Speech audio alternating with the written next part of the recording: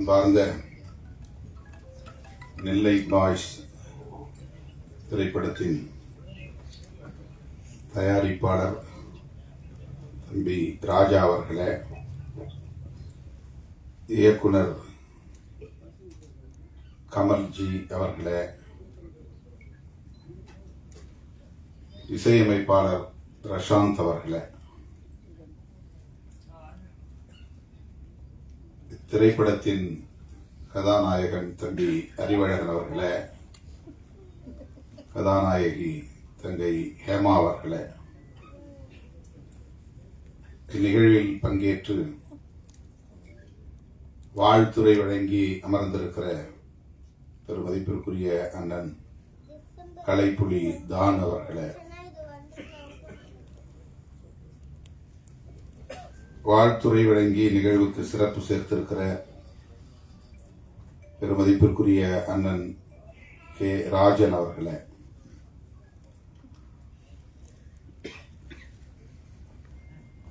திரைப்பட தயாரிப்பாளர் சங்கத்தின் துணைத் தலைவர் அன்பு இளவல் தமிழ்குமரன் அவர்களே, தமிழ் திரைப்பட தயாரிப்பாளர் சங்கத்தின் செயலாளர் திருமிகு ராதாகிருஷ்ணன் அவர்களே, மற்றும் இந்த நிகழ்வில் பங்கேற்று இதனை சிறப்பித்துக் கொண்டிருக்கிற திரு எஸ்.கே. சம்பத் அவர்களே, சஞ்சய் செல்வம் அவர்களே, மதன் குமார் அவர்களே, அபிநயா ஜென்சி அவர்களே, விஜித் அவர்களே, ரியாத் அவர்களே, வித்யாராம் அவர்களே, திருமதி லாவண்யா அவர்களே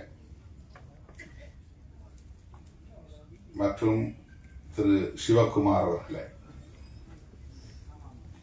இந்நிகழ்வில் பங்கேற்று இதனை சிறப்பித்துக் கொண்டிருக்கிற இந்த திரைப்பட குழுவை சார்ந்த தொழில்நுட்ப கலைஞர்களே, திரளாக கூடியிருக்கிற தமிழ் சொந்தங்களே, உங்கள் அனைவருக்கும் என்னுடைய பணிவார்ந்த வணக்கத்தை தெரிவித்துக் கொள்கிறேன். மிகவும் நேரம் கடந்து இந்த நிகழ்வை நாம் தொடங்கி இருக்கிறோம் என்று ஒவ்வொருவரும் இங்கே பேசியதை நீங்கள் அறிவீர்கள். காலத்தாழ்வுக்கு நானும் ஒரு காரணம். அதற்காக என்னுடைய வருத்தத்தை தெரிவித்துக் கொள்கிறேன். நெல்லை பாய்ஸ் என்கிற இந்த திரைப்படத்தின் பாடல் வெளியீட்டு விழா, அதிலே பங்கேற்கிற ஒரு வாய்ப்பு, இந்த அரிய வாய்ப்பை எனக்கு வழங்கிய தயாரிப்பாளர் ராஜா அவர்களுக்கும் இயக்குனர் கமல் அவர்களுக்கும் இந்த படத்தின் நாயகன் தம்பி அறிவழகன் அவர்களுக்கும் என்னுடைய நன்றியை முதலில் உரித்தாக்குகிறேன். ராஜா அவர்களை பற்றி திரைப்படத்தில் இன்றைக்கு மிக பெரும் ஜாம்பவான்களாக இருக்கக்கூடிய அண்ணன் தான் அவர்களும் அண்ணன் ராஜன் அவர்களும் பலரும் இங்கே பேசினார்கள். எனக்கு பெரிய அளவில் அவர் அறிமுகம் இல்லை. இயக்குனரும் தயாரிப்பாளரும் அறிவழகன் அவர்களோடு வந்து இந்த நிகழ்வுக்கு வர வேண்டும் என்று எனக்கு அழைப்பு விடுத்தார்கள். பல்வேறு பணிச்சுமைகளுக்கு இடையிலே எனக்கு சற்று தயக்கம் இருந்தது. ஆனாலும் மறுதலிக்க இயலவில்லை. அதற்கு முக்கியமான காரணம், இந்த படத்தின் நாயகனாக நடிக்கிற தம்பி அறிவழகன் என்னால் அன்போடு கென்னி என்று அழைக்கப்படக்கூடிய தம்பி, குழந்தையிலிருந்து என் மடியில் வளர்ந்த ஒரு பிள்ளை. நான் எண்ணி பெருமைப்படுகிறேன். திரைப்பட கதாநாயகர்களை தொட்டு பார்த்தால் போதும் என்கிற நிலையில் இருந்த நான் இன்றைக்கு ஒரு நாயகனை நானே மடியில் வளர்த்தேன் என்று பார்க்கிற போது அது பெரும் மகிழ்வை தருகிறது. கே நகர் ஒட்டகப்பாளையத்திலே நான் ஒரு வாடகை வீட்டில் தங்கியிருந்தேன் சில காலம். அந்த வீடு தம்பி அறிவழகனுடைய பெற்றோர் திரைப்பட கேமராமேன் தம்பி வில்லாளன் என்கிற சிகாமணியின் வீடு. அவர் யார் என்றால் ட்ரம்ஸ் சிவமணி அவர்களின் மருமக பிள்ளை மைத்துனர்.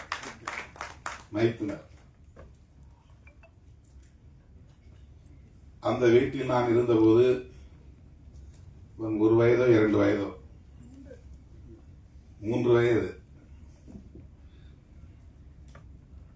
குழந்தைகள் என்றால் எனக்கு அப்படி ஒரு பிரியம் உண்டு. அதிலும் இவன் வித்தியாசமானவன். பார்ப்பதற்கு மிகவும் அழகாக கவர்ச்சிகரமாக இருப்பான். அவ்வளவு அழகிய ஒரு குழந்தை, கொழுகொழுவென்று இருப்பான். அவன் நான் வெளியிலே சுற்றுப்பயணம் போய்விட்டு வந்து நள்ளிரவு வந்தாலும் அவனை பார்த்தால் விடமாட்டேன். காலையில் நிகழ்ச்சிகளுக்கு புறப்படுவதற்கு முன்பு அவனை பார்த்துவிட்டு தான் செல்வேன். அப்படி அவன் மீது ஒரு பிரியம். நிறைய கிள்ளி வைத்திருக்கிறேன், கடித்து வைத்திருக்கிறேன்.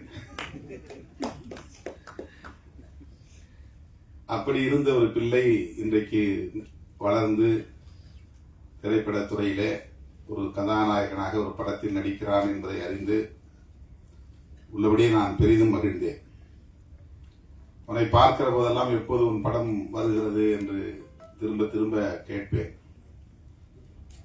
எத்தனையோ பலர் அப்படி படங்களில் நடித்து அந்த திரைப்படங்கள் வெளியிடாமல் அப்படியே நின்று விடுவதையும் நாம் பார்க்கிறோம். திரைக்கே வராமல் போய்விடுகிறது. சிறு முதலீட்டு படங்கள் அப்படி பல நெருக்கடிகளை சந்திக்கின்றன. அவர்களால் பெரிய அளவிலே பிரம்மாண்டமான விளம்பரங்களை செய்ய முடிவதில்லை. வெளியீட்டாளர்களும் அந்த அளவுக்கு போட்டி போட்டுக் கொண்டு வாங்க வருவதில்லை. அதாவது டிஸ்ட்ரிபியூட்டர்ஸ், விநியோகஸ்தர்கள். சிறு முதலீட்டு படங்கள் எத்தகைய நெருக்கடிகளை எல்லாம் சந்திக்கின்றன என்பதை நாம் அவ்வப்போது அறிகிறோம். அந்த வரிசையிலே இந்த படமும் ஒன்றோ, அறிவழகன் நடித்த படம் திரைக்கு வராமல் போய்விடுமோ என்ற கவலை எனக்கு இருந்தது.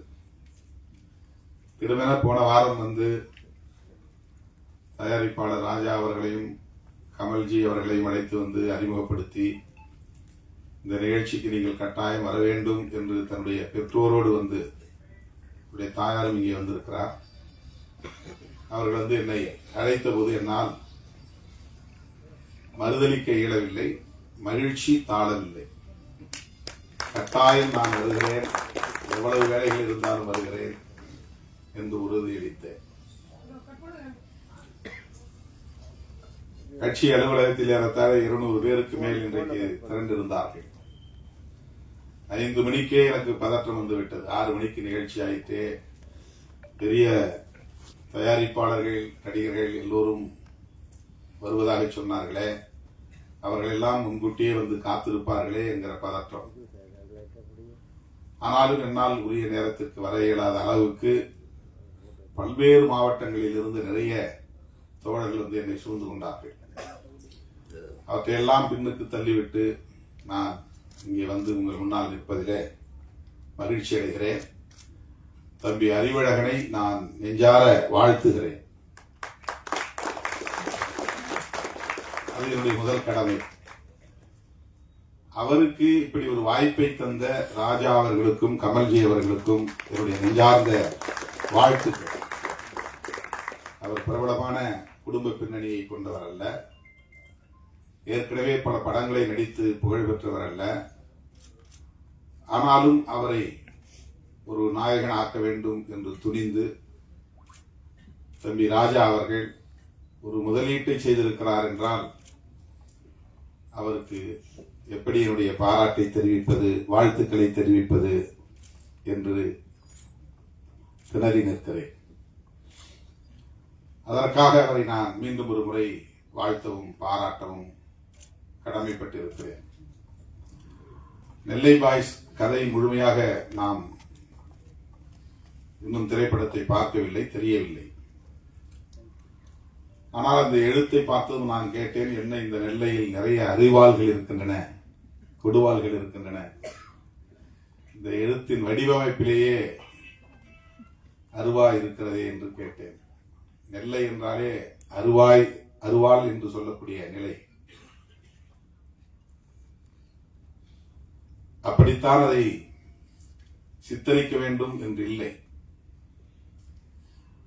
திரைப்படங்களில் எனக்கு நெடுநாளாக உள்ள ஒரு பெரிய கேள்வி, வன்முறைகள் இல்லாமல் படம் எடுக்கவே முடியாதா என்ற கேள்வி. வன்முறைகளுக்கு முன்னுரிமை அல்லது முக்கியத்துவம் தராமல் திரைப்படங்களை எடுக்க முடியாதா என்ற கேள்வி.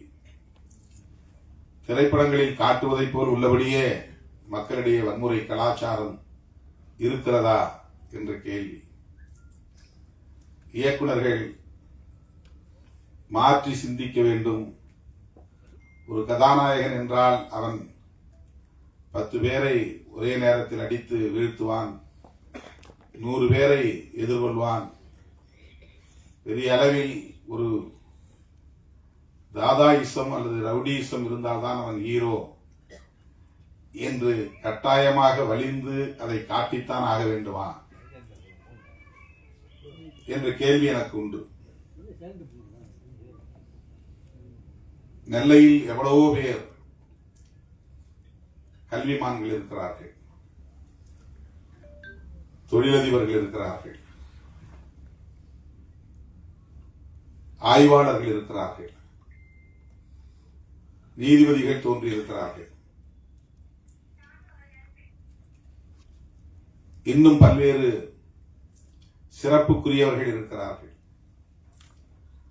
தென் மாவட்டங்கள் என்றாலே அருவா கலாச்சாரம், நெல்லை என்றாலே அருவா கலாச்சாரம் என்பதை போன்ற ஒரு தோற்றத்தை ஏற்படுத்துகிற போக்கு தொடர்ந்து இருக்கிறதே என்ற கவலை எனக்கு உண்டு. இந்த படத்தை வைத்து நான் பேசுவதாக கருத வேண்டாம், பொதுவாக பேசுகிறேன். அதை நாம் நியாயப்படுத்துகிறோம், காதலும் வீரமும் தமிழர் பண்பாடு என்று. வீரம் என்பது வேறு, வன்முறை என்பது வேறு. நான் மதுரையிலே 90களின் தொடக்கத்தில் இந்த இயக்கப் பணிகளை ஆற்றிய போது தோழர்களுக்கு பேசுகிற போது வீரம் என்றால் அருவாளை தூக்குவது என்று பொருள் அல்ல. நெருக்கடிகள் சூழ்ந்த போதும் கொள்கை நெறிப்படியே வாழ்தல் வீரம் என்று ஒரு முழக்கமே நான் எழுதினேன். நெருக்கடிகள் சூழ்ந்த போதும் கொள்கை நெறிப்படியே வாழ்தல் வீரம், நெருப்பலைக்குள் வீழ்ந்த போதும் அடிமை நெறி மீறி பாய்தல் தீரம் என்று வீரத்திற்கும் தீரத்திற்கும் நான் ஒரு முழக்கம் எழுதினேன். இது ஒரு கவிதை வரியாக தோழர்கள் எடுத்துக்கொண்டார்கள். வீரம் தீரம் என்பது முரட்டுத்தனமாக செயல்படுவது என்று பொருள் அல்ல, மூர்க்கமாக செயல்படுவது என்று பொருள் அல்ல. அருவாளை தூக்கி நோஞ்சான்களை வெட்டுவதுதான் வீரம் என்று பொருளாகாது. நிராயுதபாணிகளை வெட்டுவது, ஆயுதம் தாங்கிய கும்பல் நிராயுதபாணிகளை வெட்டுவது வீரமாகாது. 10 பேர் சேர்ந்து பேருந்திலே வருகிற நிராயுதபாணிகளை சுற்றி வளைத்து அவர்களை வெட்டி வீழ்த்துவது வீரம் என்ற ஒரு பார்வை இங்கே இருக்கிறது. அப்படி அல்ல. நாம் ஏற்றுக்கொண்ட கொள்கை, நாம் உள்வாங்கிக் கொண்ட கொள்கை, அந்த கொள்கைக்கு நெருக்கடி வருகிற போது அரசு தரப்பிலிருந்து வந்தாலும் பிற தரப்பிலிருந்து வந்தாலும், காவல்துறை தந்தாலும் அல்லது மற்றவர்கள் தந்தாலும், அந்த கொள்கையிலிருந்து ஒருபோதும் நான் வழுவ மாட்டேன், நழுவ மாட்டேன். சிறையில் அடைத்தாலும் அதிலிருந்து பின்வாங்க மாட்டேன், துப்பாக்கி சூட்டை நடத்தினாலும் அதிலிருந்து பின்வாங்க மாட்டேன் என்று எதிர்த்து நிற்பதுதான் உண்மையான வீரம். ஆனால் நாம் இங்கே வன்முறையை வீரமாக சித்தரிக்கிறோம். ரவுடியிசம் என்பது வேறு, ஹீரோயிசம் என்பது வேறு. ஆனால் இங்கே ரவுடியிசம் தான் ஹீரோயிசமாக மீண்டும் மீண்டும் உயர்த்தி பிடிக்கப்படுகிறது.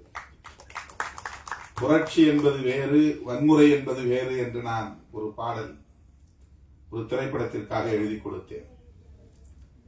அந்த பாடலும் திரைப்படத்தில் வந்தது. புரட்சி என்பது கட்டாயம் ரத்தம் சிந்திதான் ஆக வேண்டும் என்று இல்லை. புரட்சியாளர் அம்பேத்கர் செய்தது ஆயுதம் இல்லாத ஒரு புரட்சி. அவர் எந்த இடத்திலும் ஆயுதம் ஏந்துவோம் என்று சொல்லவில்லை. ஆயுதம் ஏந்துவதற்கான எந்த சூழலையும் அவர் உருவாக்கவில்லை. ஆனால் இன்றைக்கு இந்திய அரசியலில் விவாதங்களின் மைய பொருளாய் இருப்பது அம்பேத்கரின் சிந்தனைகள் தான். அரசமைப்பு சட்டம் தான் இன்றைக்கு இந்திய அரசியலின் மைய பொருளாக இருக்கிறது. நாம் இங்கே சமூக நீதி என்று பேசுகிறோம், அது அரசியலமைப்பு சட்டத்தின் கோட்பாடுதான். சுதந்திரம் என்று பேசுகிறோம், அது அரசியலமைப்பு சட்டத்தின் கோட்பாடு. சமத்துவம் என்று பேசுகிறோம், அது அரசியலமைப்பு சட்டம் முன்மொழிகிற கோட்பாடு.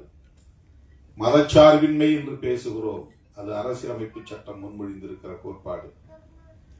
ஒரு தரப்பு மதம் வேண்டும், அரசுக்கு மதம் வேண்டும் என்று சொல்லுகிற தரப்பு இங்கே உண்டு. அரசுக்கு மதம் வேண்டாம், மக்களுக்கு மதம் வேண்டும். மதம் என்பது அரசுக்கானதல்ல, மக்களுக்கானது. இதுதான் அரசமைப்பு சட்டம் சொல்லுவது. இது எவ்வளவு பெரிய புரட்சி! இன்றைக்கு எளிய மக்கள் கல்வி பெற முடிகிறது, அதிகாரம் பெற முடிகிறது, கருத்து சொல்ல முடிகிறது, ஆளும் வர்க்கத்தை எதிர்த்து போராட முடிகிறது. இவ்வளவு வாய்ப்புகளையும் எது தருகிறது என்றால் அரசமைப்பு சட்டம் தருகிறது. இவ்வளவு பெரிய மாற்றங்கள் இன்றைக்கு நிகழ்கிறது என்றால் அது அரசமைப்பு சட்டத்தான். ஒரு காலத்தில் பெண்கள் வீட்டை விட்டு வெளியே வர முடியாது, பெண்களுக்கு கல்வியே இல்லை என்கிற நிலை இருந்தது, சொத்துரிமை இல்லை என்கிற நிலை இருந்தது.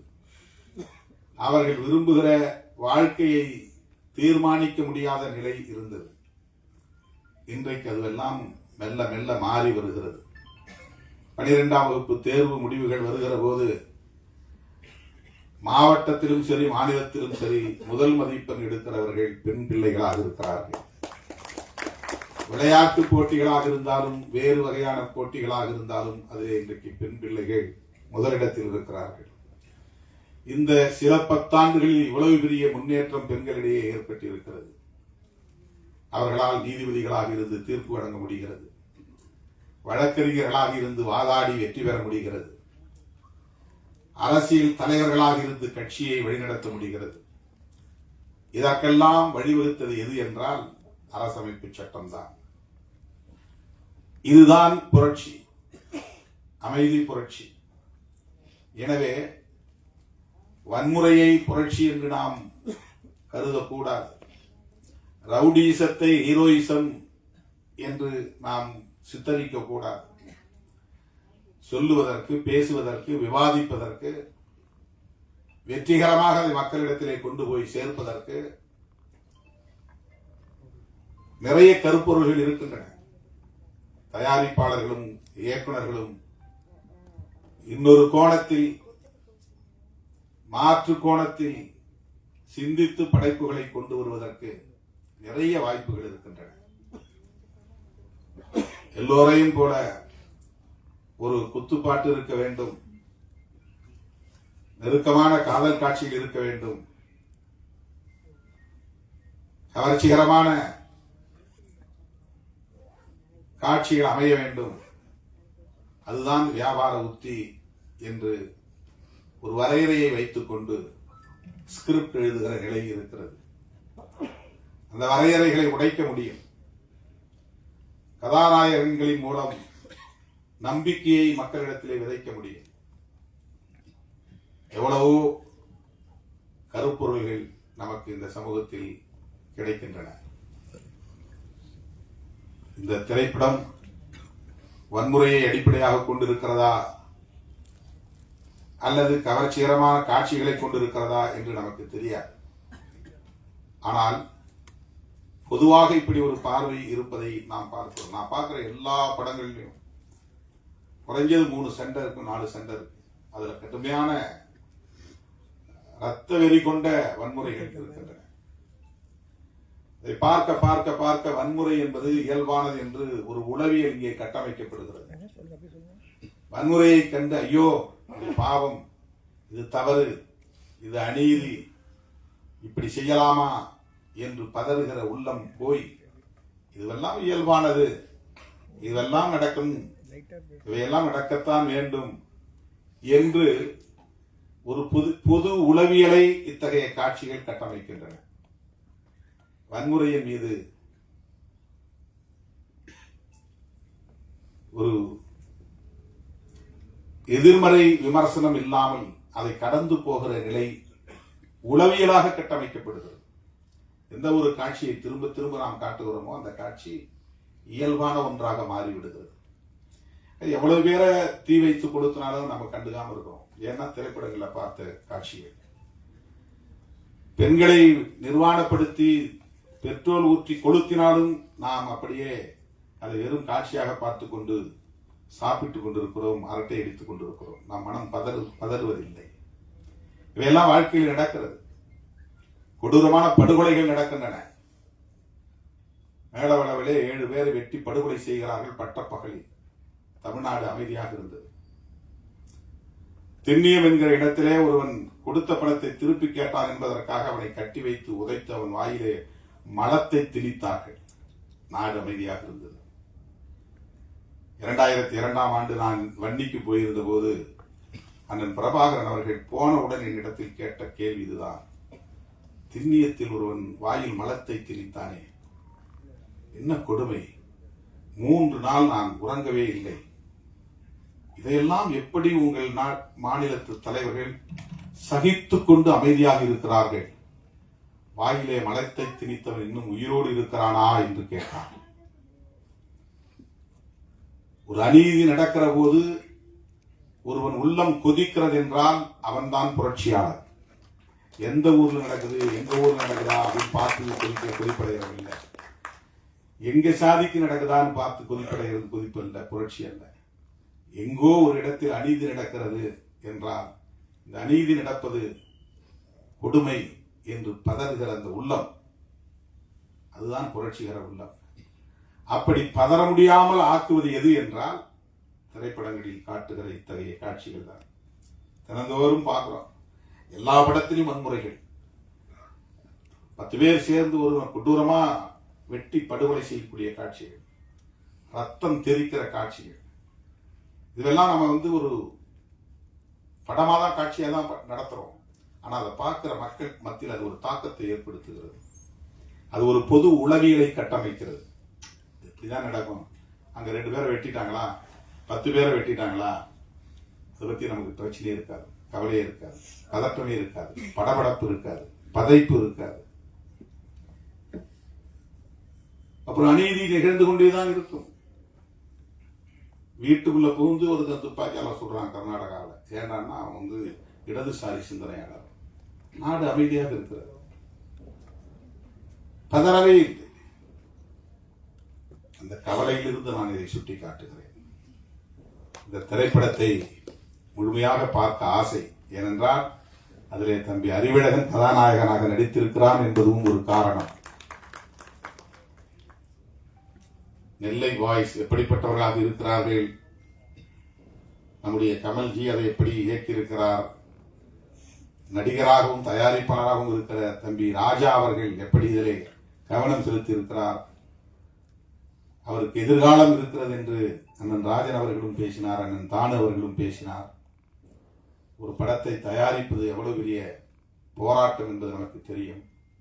சிறு முதலீடு என்றால் அதற்கு சிறு படம் என்று நாம் சொல்லுகிறோம். எந்த படமும் சிறிய படம் பெரிய படம் என்று இல்லை. முதலீடு தான் சிறிய முதலீடு, பெரிய முதலீடு. சிறு முதலீட்டு படங்கள் என்று வேண்டுமானால் நாம் சொல்லலாம், சிறு படங்கள் என்று சொல்லக்கூடாது. தயாரிப்பாளர்களுக்கு இருக்கிற நெருக்கடிகள், அந்த படத்தை தயாரித்து அதை திரைக்கு கொண்டு வருவது என்பது எவ்வளவு பெரிய போராட்டம் என்பது நமக்கு தெரியும். வந்ததும் அண்ணன் சொன்னார், 200 படம் வருதுன்னா 190 படங்கள் படுத்துது, 10 படங்கள் தான் ஓடுது. ஆனாலும் இன்னும் 100 பேர் திரும்ப அந்த களத்துக்குள்ள வராங்க. இந்த தகவலை சொன்னார்.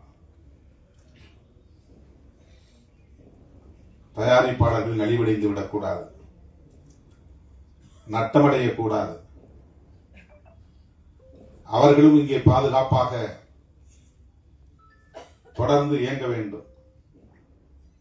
அதற்காகத்தான் இந்த சங்கங்கள் எல்லாம், தயாரிப்பாளர்கள் சங்கம், இயக்குநர்கள் சங்கம் என்று ஒவ்வொரு கலைஞர்களுக்கும் தனித்தனியே சங்கங்கள்.